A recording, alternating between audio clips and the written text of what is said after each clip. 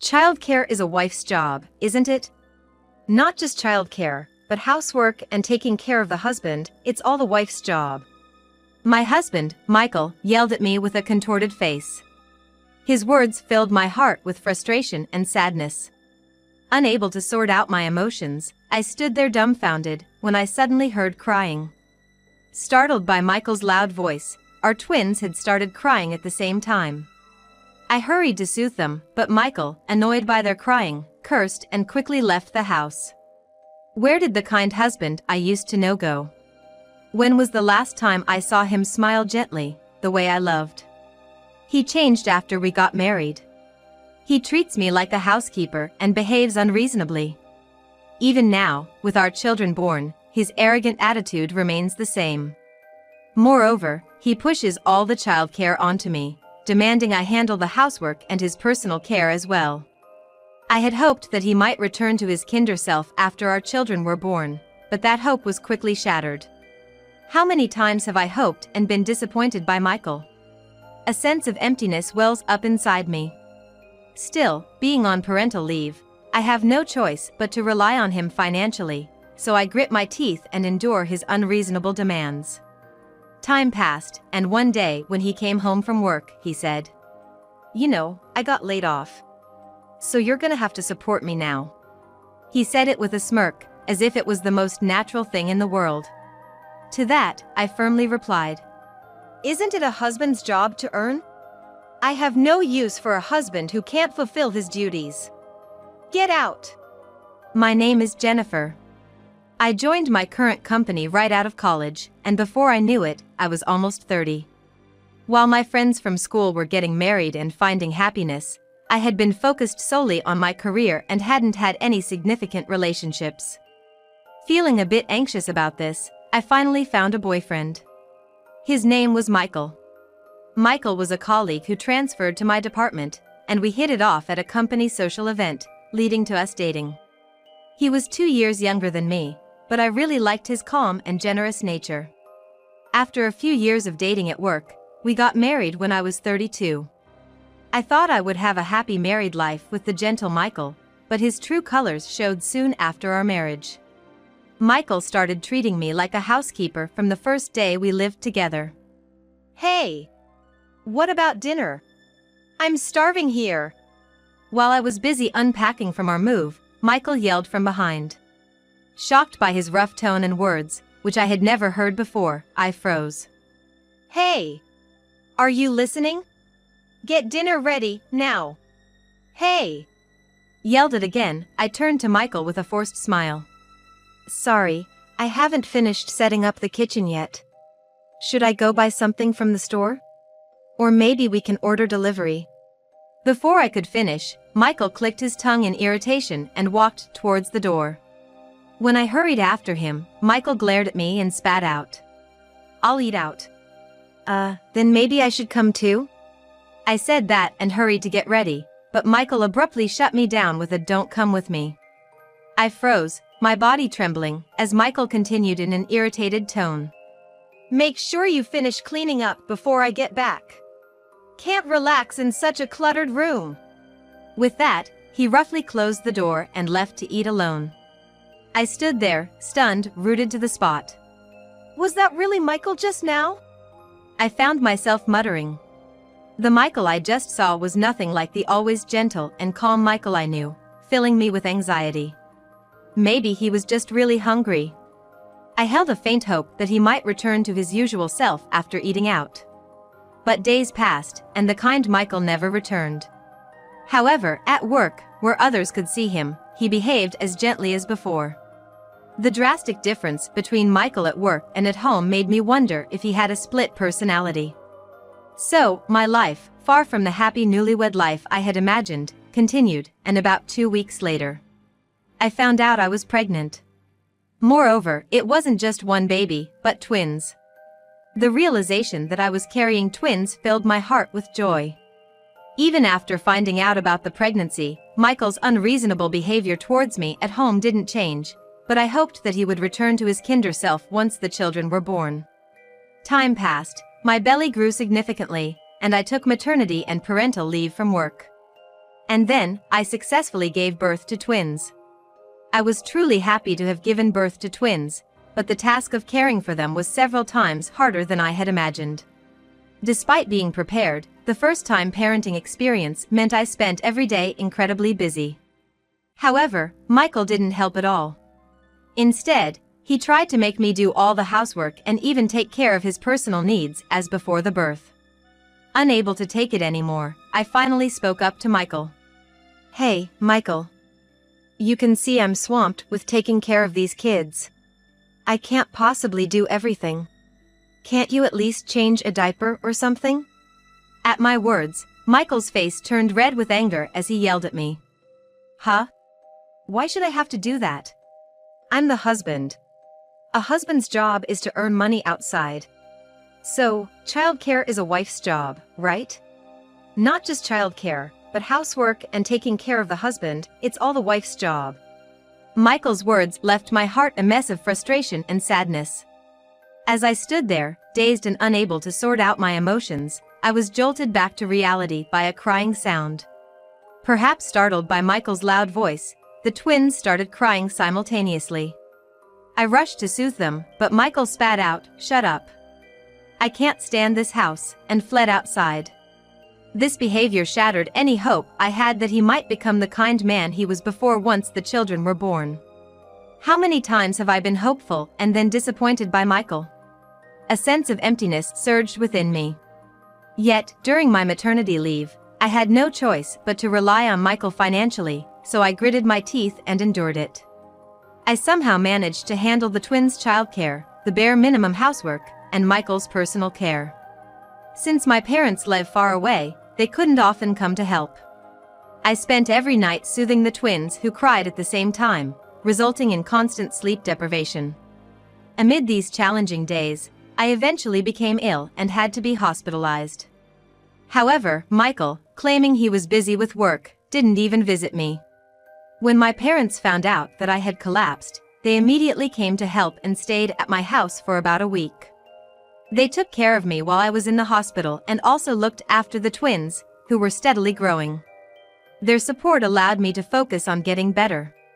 Meanwhile, Michael didn't visit me in the hospital, nor did he return home. My parents and I tried to contact him several times to no avail. He was purposely ignoring our calls, although we confirmed he was regularly going to work. What a terrible man, I muttered to myself on the hospital bed.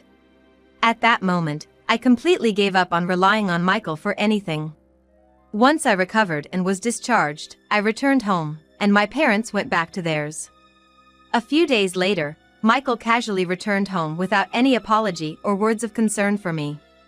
However, I no longer felt upset or angry with him. My feelings for Michael had completely cooled off. This hospitalization taught me the importance of relying on others. My parents scolded and cried over me, saying, "Why did you keep silent until you broke down? Why don't you ask for help?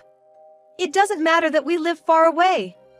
If you just said you needed help when I called, we would have come no matter where we lived. Raising children is tough, especially two. Use whatever help you can get. We understand you don't want to trouble us, but you ended up harming yourself and being unable to care for your children. Of course, Michael is the main problem, but you staying silent and thinking you have no choice but to handle everything yourself is also an issue." Hearing my parents' tearful and trembling voices, I realized I had chosen to silently comply with Michael's way of life. From then on, I learned to seek help from those around me, not just my parents.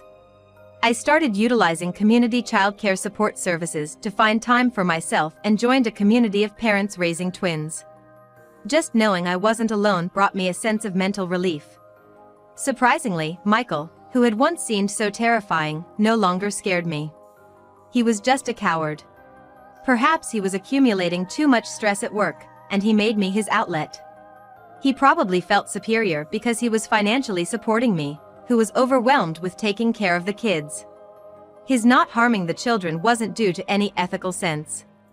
He just knew the disadvantages he would face if something happened to them, having seen tragic incidents on TV. Strangely, Michael and I had been getting along for over half a year. I took care of the housework and childcare because that's supposedly a wife's job. And Michael earned the money, as that's a husband's duty. There was no love between us, and he did nothing fatherly, but he did provide a stable environment with food, clothing, and shelter. Amidst this life, the twins grew up well and turned one. When they finally started daycare, I cried tears of relief the first time I left them there. Even though it was only for an hour during the adjustment period. It felt liberating to have some time to myself. Once the kids completed the adjustment period and started full-day daycare, I promptly returned to work. I had planned to return to work coinciding with their daycare start, but I had to take it as days off during the adjustment period. Working again, I found myself genuinely smiling. The twins are adorable, but conversing with adults who can speak properly was calming. Whether it was with colleagues or my boss, and even if the discussions were about work, I felt fulfilled every day.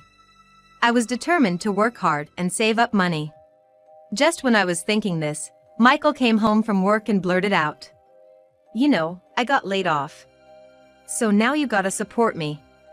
I had heard rumors about staff reductions happening soon at his company, and it seemed Michael was one of those let go.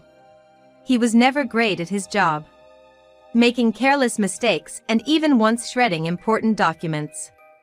He probably got by for a while due to his good nature at work, but it looks like they finally gave up on him. "It's good timing since you're returning to work now. From now on, you can support me," he said with a smirk. I let out a huge sigh at Michael's command and firmly told him, "What are you even saying? Support you? Don't be ridiculous. You didn't help at all with childcare when it was most difficult and made me do all the housework and personal care, and now you have the audacity to say that?" It was the first time I had raised my voice so much, and Michael seemed quite shocked. He stood with his mouth half open and eyes wide. But then he snapped back to reality and yelled, "You! What kind of way is that to talk to your husband?" Unintimidated by Michael's yelling, I continued, "You said childcare is a wife's job, right? So, earning money is the husband's job, isn't it? I have no use for a husband who can't fulfill his duties. Get out." "Huh? Get out? Calm down a bit," Michael stammered, unable to hide his confusion. "I'm saying we should get divorced. I'm better off without a husband like you. Please leave quickly," I said coldly, and Michael's face turned pale. "Are you serious?" "Of course I am. After all you've done, why wouldn't I want a divorce?" Michael stammered, and because. Over and over. We had been living like this since the beginning of our marriage. He thought I wanted this life because I hadn't mentioned divorce before. That's ridiculous. I only didn't say anything because my savings alone wouldn't have been enough to raise the kids until I could return to work. When I was hospitalized, I had been preparing to divorce you. Despite feeling boiling anger inside, the words that came out were shockingly cold. Realizing my determination, Michael glared at me and spat out his last words in defiance. "Fine. I'll leave. I've had enough of a useless wife like you." And with that, Michael stomped towards the front door. On his way out, Michael kept muttering to himself in a loud voice, saying things like, "If you're gonna apologize, now's the time. Going back to work with twins will just cause trouble at the workplace, and you can't live without me." Without responding to any of it, I just followed him to the door and turned around. "This is your last chance. You got something to say to me, right?" he asked, his face red with anger yet sweating profusely, a bizarre expression. I just smiled at him and said, "Don't worry about the divorce papers, I'll file them." Hearing this, Michael's face contorted with a big sigh, and he angrily clicked his tongue. As he reached for the door, he glared back at me and yelled, "Don't you dare regret this," before storming out. The moment he left, I quickly locked the door and put on the chain. I let out a sigh of relief, followed by a dry laugh. There's no way I would regret this. I immediately went to Michael's bedroom, opened the wardrobe, and took out the divorce papers. I knew that he had hidden a pre-filled divorce form in the back of this wardrobe since right after the twins were born. He had threatened to divorce me if I couldn't handle the housework and childcare. I quickly filled in my part and went to the office with the twins to submit the divorce papers. After returning home, I called a locksmith to change the locks on the front door to ensure Michael couldn't enter. I sent a brief message to Michael, informing him about the filing of the divorce papers and the changing of the locks. Soon after, I returned to work full-time. The twins were doing well, happily crying, laughing, eating, and enjoying their time at daycare. I cherished the peaceful days that followed. Then, about 6 months after the divorce, something intriguing happened at work. One of my subordinates, Lily, a very popular and beautiful young employee among the male staff, started making odd remarks to me. "Jennifer, Michael is really not a morning person, right? He hardly ever wakes up, and it troubles me every day." "What?" "You know, I love cooking, so I make a lot of breakfast, but he's such a sleepyhead that it often gets cold before he eats." She bragged about this with a smug grin. But when I tried to inquire more, Lily quickly said, "Oh, what am I saying? Please forget what I just said," and refused to speak any further. From her comments, I was convinced that Michael was now living at Lily's place. After being kicked out by me, Michael had tried to go back to his parents, but it seems his in-laws disowned him, saying that a husband abandoned by his wife and children is a disgrace. I had little contact with my in-laws, who lived quite far away and were rather old-fashioned and difficult people. Recently, I received a call from my father-in-law, apologizing and informing me about their disowning of Michael. "Jennifer, it's been a while.